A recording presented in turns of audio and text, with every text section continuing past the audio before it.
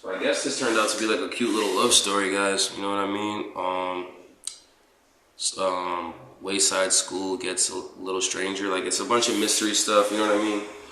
And kind of just ends up being like, you know, ironically, it's characters, and as the story goes, some characters disappear out the book, or, you know, they tie into the other characters, like a lot. All the characters kind of tie together a little bit. And it's like, whoa, could you believe that that was like how small the world was in this funny community, and they all ended up kind of working at this school or something, stuff like that, just one school or whatever.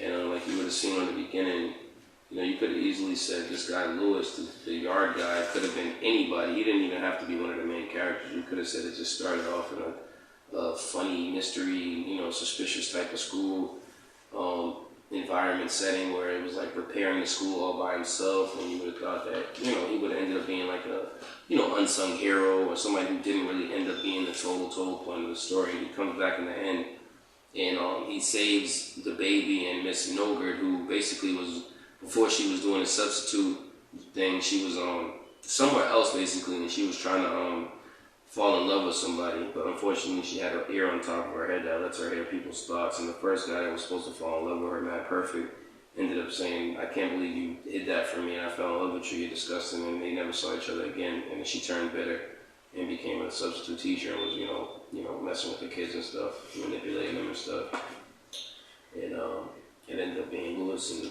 that same miserable lady kind of all hailed together with the beginning teacher, Miss Jules, like Matilda or something, and they all kind of ended up being happy in the end, even the students. Through a funny little, you know, rough patch, and how books be and stuff, the journey and the adventure of the little story.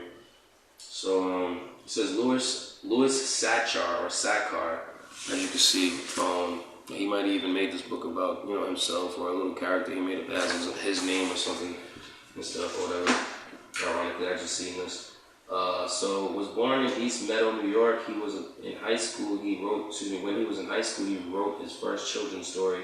It was about a mean teacher named Miss Gorf who turned her students into apples. In college, Louis Sacker worked as a playground supervisor at Hillside Elementary School in Northern California. The kids called him Louis the art teacher. The characters in this book are named after the students Louis met at Hillside. Louis Sacker graduated from law school in 1980, but he writes books instead of practicing law because it's what he really likes to do.